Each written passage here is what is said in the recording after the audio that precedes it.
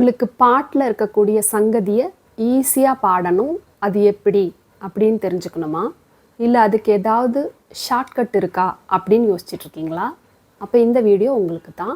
சங்கதியை கற்றுக்கிறதுக்கு ஈஸியான டெக்னிக் இருக்குது. அந்த டெக்னிக்ஸ் எல்லாம் பற்றி தான் இந்த வீடியோவில் சொல்ல போகிறேன். இந்த வீடியோவை கடைசி வரைக்கும் ஸ்கிப் பண்ணாமல் பாருங்கள். நீங்கள் சிங்கிங்கில் பிகினரா இல்லை கொஞ்சம் அட்வான்ஸ் லெவலா அப்படிங்கிறத பற்றி கீழே கமெண்ட்டில் சொல்லுங்கள். என்னோடய வீடியோஸில் சிங்கிங் டிப்ஸ், ஸ்ருதியில் எப்படி பாடுறது, ஸ்ருதி சவுண்டோடு எப்படி மெர்ஜ் பண்ணி பாடுறது, அதை எப்படி புரிஞ்சுக்கிறது அப்படிங்கிறத பற்றியெல்லாம் வீடியோஸ் தொடர்ந்து அப்லோட் பண்ண போகிறேன். என்னோடய சேனலுக்கு இது தான் ஃபஸ்ட் டைம் வரீங்க அப்படின்னா கீழே தெரிகிற என்னோடய சேனலை சப்ஸ்கிரைப் பண்ணிக்கோங்க. அப்படியே பெல் பட்டனையும் ப்ரெஸ் பண்ணி வச்சுக்கோங்க. அப்போ தான் உங்களுக்கு நோட்டிஃபிகேஷன் ஈஸியாக வந்து சேரும். இந்த பாட்டில் சங்கதியெல்லாம் பாடுறதுக்கு ரொம்ப கர்நாடிக் மியூசிக் நிறைய தெரிஞ்சிருக்கணும், இல்லை ப்ரொஃபஷ்னல் சிங்கராக தான் இருக்கணும் அப்படிங்கிற அவசியம்லாம் கிடையாது. இப்போ இந்த சங்கதிங்கிற வேர்டை நீங்கள் நிறைய இடத்துல யூஸ் பண்ணி கேட்டிருப்பீங்க. இப்போ இந்த சூப்பர் சிங்கர், இந்த சரிகமப்பா, இந்த மாதிரி சிங்கிங் ஷோஸ்லலாம் ஜட்ஜஸ் இதை பற்றி பேசி கேட்டிருப்பீங்க. அவங்க கமெண்ட்ஸ் சொல்லும் போது சங்கதி நல்லா இருந்தது, சங்கதி இன்னும் கொஞ்சம் நல்லா வந்திருக்கலாம், அந்த மாதிரி கமெண்ட்ஸ் சொல்லி நம்ம கேட்டிருப்போம். நான் என்னோடய சிங்கிங் லெசன்ஸை ஸ்டார்ட் பண்ணும்போது இந்த சங்கதி அப்படியெல்லாம் எப்படி பாடுறது அப்படிங்கிறது ஒரு பெரிய விஷயமா இருந்தது. அதுக்கப்புறம் சில டெக்னிக்ஸ் லேர்ன் பண்ணி இந்த மாதிரி முறையில் பாடினா இதை கொஞ்சம் ஈஸியாக அப்ரோச் பண்ணலாம் அப்படிங்கிறத புரிஞ்சுக்கிட்டேன். வாய்ஸ் த்ரோ மெத்தட் யூஸ் பண்ணி அதை பாடலாம். அது எப்படி அந்த லைன் இருக்குது அப்படிங்கிறத தெரிஞ்சுக்கிறதுக்கு நிறைய மெத்தட்ஸ் இருக்குது. இதெல்லாம் புரிஞ்சுக்கிட்டதுக்கு பின்னாடி என்னோடய ஸ்டூடெண்ட்ஸ்க்கு நான் இதெல்லாம் சொல்லி கொடுத்தேன். நான் அந்த சிம்பிள் டெக்னிக்ஸையும் அந்த மெத்தடையும் நான் சொல்லி கொடுக்கும்போது அவங்களால ஈஸியாக அதை புரிஞ்சுக்க முடியுது. அவங்களோட சிங்கிங்கில் இருக்க இம்ப்ரூவ்மெண்ட்டையும் என்னால் பார்க்க முடியுது. அதை பற்றியெல்லாம் தான் நான் உங்கள் கூட ஷேர் பண்ணிக்க போகிறேன்.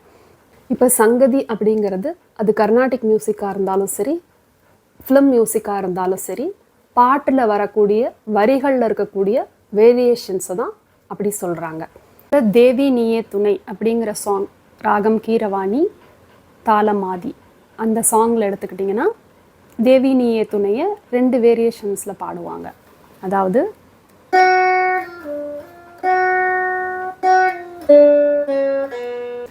செகண்ட் ஒன் அப்படின்னு ஒரு சங்கதி ஒன்று தேவிக்கு மட்டும் கொடுத்துருப்பாங்க. அதாவது சரி கரி சாணி தனி சாணி சரி சா, அப்படி சரி கரி சாணி தனி சாணி சரி சா அப்படின்னு அவ்வளோ ஸ்வரம் வரும். இப்போ இந்த ஸ்வரத்தை அந்த தாளத்துக்குள்ளே அடக்கி பாடுறது தான் சங்கதி. இந்த தேவிங்கிற வேர்டுக்கு நிறைய ஸ்வரம் இருக்குது. அந்த ஸ்வரத்தை நாம் எப்படி இந்த தாளத்துக்குள்ளே எப்படி பாடுறோம் அப்படிங்கிறது தான் சங்கதி.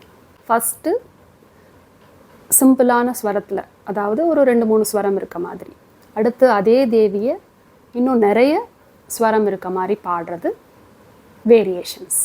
இந்த வேரியேஷன்ஸ் எல்லாம் கற்றுக்கிட்டு நம்ம பாட தான் நம்மளோட சிங்கிங் வந்து நெக்ஸ்ட் லெவலுக்கு போகும். நம்மளோட வோக்கல் ரேஞ்சஸ் கூட நல்லா இம்ப்ரூவ் ஆகும். இந்த வேரியேஷன்ஸை சங்கதியை கற்றுக்கிறதுக்கு ஃபஸ்ட்டு ஸ்டெப் என்ன அப்படின்னா, முதல்ல நம்ம என்ன கற்றுக்க நினைக்கிறோமோ அந்த லைனையோ அந்த பாட்டையோ நாம் திரும்ப கேட்கணும். கேட்குறது தான் ஃபஸ்ட்டு ஸ்டெப். அதை கேட்டு நம்ம காதை ட்ரைன் பண்ணிக்கணும். ஒரு பாட்டை எப்படி கேட்கணும் அப்படிங்கிறது இருக்குது. அந்த பாட்டை நாம் சும்மா இப்போ ட்ராவல் டைமில் நம்ம காதில் ஹெட்ஃபோன் போட்டுட்டு ஒரு பாட்டு கேட்டுட்டு போகிறதோ, இல்லை ஒரு என்டர்டெயின்மெண்ட் பர்பஸில் நம்ம அந்த பாட்டை கேட்குறதோ அப்படி இல்லாமல் நாம் அந்த பாட்டை கற்றுக்கணும். அந்த பாட்டில் இருக்க சங்கதிகள், அந்த டீட்டெயில்ஸ் எல்லாம் நம்ம தெரிஞ்சுக்கணும் அப்படிங்கிற நோக்கத்தில் அந்த பாட்டை கற்றுக்கணும். அப்படி நீங்கள் ஒரு பாட்டை புரிஞ்சுக்க தான் உங்களுக்கு அந்த சங்கதி நல்லா புரியும். 2வது ஸ்டெப்பு, இப்போ அந்த சங்கதிகள் எந்த இடத்துலலாம் வருதோ அதெல்லாம் நம்ம ஈஸியாக கற்றுக்கணும் அப்படின்னா அதுக்கு இந்த டெக்னிக்கை நீங்கள் யூஸ் பண்ணுங்கள். அந்த சங்கதி அவங்க எப்படி பாடியிருக்காங்க, எந்த மாதிரி அவங்க இழுத்து பாடியிருக்காங்க அப்படிங்கிறத தெரிஞ்சுக்கிறதுக்கு ஒரு சிம்பிள் டெக்னிக் நம்ம யூஸ் பண்ணலாம். நம்ம யூடியூப்பில் நிறைய பாட்டு நம்ம கேட்டிருப்போம்.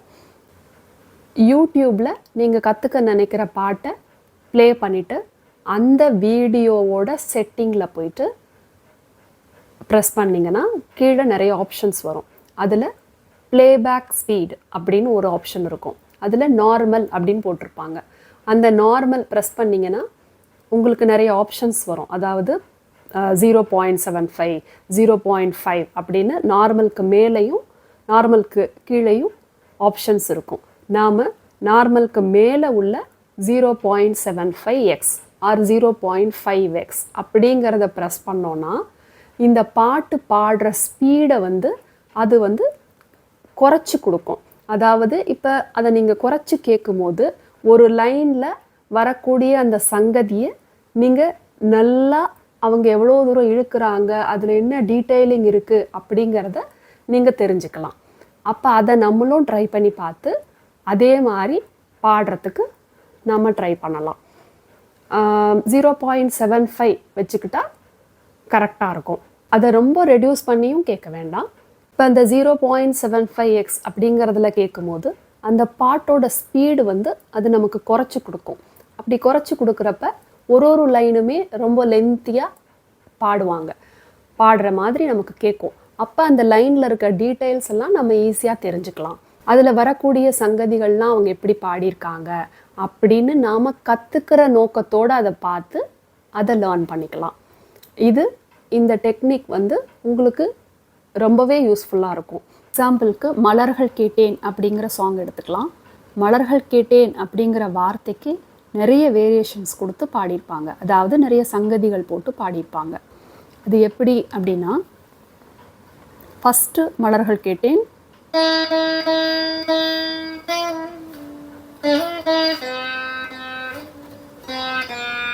இப்படி வரும். செகண்ட் மலர்கள் கேட்டேன்,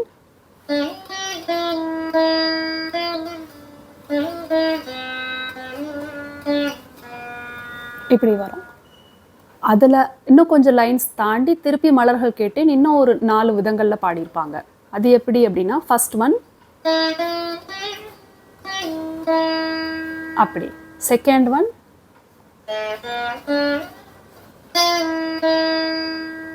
அப்படி, தேர்ட் ஒன், ஃபோர்த் ஒன் அப்படி பாடியிருப்பாங்க. மலர்கள் கேட்டேன், மலர்கள் கேட்டேன், மலர்கள் கேட்டேன், மலர்கள் கேட்டேன். இப்போ இந்த மலர்கள் கேட்டேன் அந்த லைனை நாம் அந்த யூடியூப்பில் சாங் கேட்கும்போது ஸ்லோவாக வச்சு ஒரு சங்கதியும் அவங்க எப்படி பாடியிருக்காங்க அப்படின்னு கேட்டு நம்ம ப்ராக்டிஸ் பண்ணலாம். அடுத்தது வாய்ஸ் த்ரோ மெத்தட். நம்மளோட வாய்ஸை நம்ம புரிஞ்சிக்கிட்டாதான் நம்மளால் கரெக்டாக பாட முடியும். இப்போ அடுத்த ஸ்டெப்பு, நாம் இதை எப்படி பாடுறது கேட்டுட்டோம், அந்த லைன் எல்லாம் எப்படி போகுதுன்னு தெரிஞ்சிச்சு. இப்போ அதை நம்மளோட வாய்ஸில் ட்ரை பண்ணணும். இப்போ நம்ம அதுக்கு வாய்ஸ் த்ரோ மெத்தடை யூஸ் பண்ணி நாம் பேசிக்லாம் லேர்ன் பண்ணியிருந்தோம் அப்படின்னா இதெல்லாம் உங்களுக்கு ஈஸியாக புரிய ஆரம்பிச்சிடும். இந்த சங்கதி எல்லாம் எப்படி போடுறது, அந்த கிராஃப் எப்படி போகுது அப்படிங்கிறதெல்லாம் உங்கள் மைண்டுக்கு புரிய வந்துடும். ஸோ இந்த வாய்ஸ் த்ரோ மெத்தடை யூஸ் பண்ணி உங்களோட வாய்ஸை நீங்கள் புரிஞ்சுக்கிட்டு பாடும்போது இதெல்லாம் உங்களால் ஈஸியாக தெரிஞ்சுக்க முடியும். அதே மாதிரி இந்த சங்கதியெல்லாம் பாடுறதுக்கு ரொம்ப ஈஸியாக நம்ம வாய்ஸை ட்ரைன் பண்ணணும்னு நினச்சா நாம் கற்றுக்கிட்ட பேசிக்கை, அதாவது சரளி வரிசை, ஜண்ட வரிசை, அப்பர் ஸ்தாயி, அலங்காரம் இதெல்லாம் இருக்கு இல்லையா, ஸோ இதெல்லாம் நாம் அக்காரத்தில் பாடி பார்க்கணும்.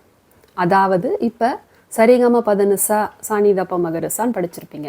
இதையே ஆ சவுண்டில் பாடி பார்க்கணும். இந்த அகாரத்தெல்லாம் பாடுறதுக்கும் சங்கதியெல்லாம் பாடுறதுக்கும் அந்த ஸ்ருதி சவுண்டோடு சேர்ந்து நம்ம மெர்ஜாய் பாடினாதான் அது ஸ்ருதியில் இருக்கும். ஸ்ருதியில் எப்படி பாடுறது, அதுக்கு எந்த மாதிரி முறையை நம்ம யூஸ் பண்ணணும், அந்த முறையை யூஸ் பண்ணினா ஸ்ருதியில் எப்படி ஈஸியாக பாடலாம் அப்படிங்கிறத பற்றியெல்லாம் ஒரு வீடியோ போட்டிருக்கேன். அந்த வீடியோவோட லிங்க்கை நான் ஃபஸ்ட் கமெண்ட்டில் கொடுத்துருக்கேன். அந்த வீடியோவை போய் பார்த்து நீங்களும் அந்த மெத்தடை ட்ரை பண்ணுங்கள். தேவி. இப்போ செகண்ட் தேவி.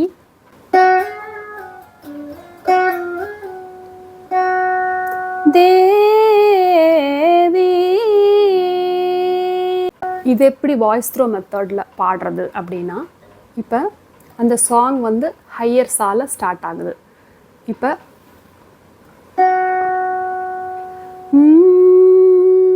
அப்படிங்கிற இடத்துல ஸ்டார்ட் ஆகுது. தேவி. அந்த சாவையே நல்லா ப்ரெஸ் பண்ணி அதுலேயே நம்ம அந்த கிராஃபை போடணும். அந்த சங்கதியோட அந்த ஸ்வரங்களை நாம் அதில் கொண்டு வரணும். இப்போ எப்படி ஒரு பென்சிலோட ட்ராப் அந்த எட்ஜில் நம்ம எப்படி வரைஞ்சா வருதோ அந்த மாதிரி நம்ம வாய்ஸோட எட்ஜில் அந்த சங்கதி போடணும். அந்த தேவை நல்லா ஸ்ருதியில் பிடிச்சிட்டு அதுக்கப்புறம் அந்த வாய்ஸ் உங்களோட டோனில் அந்த கிராஃபை போடணும். அந்த ஸ்வரங்களோட கிராஃபை நாம் போடணும். அப்படி போடும்போது இன்னும் அழகாக அந்த சங்கதி வரும். நம்மளால் ஈஸியாக அதை புரிஞ்சுக்கவும் முடியும். இப்போ செகண்ட் சங்கதி.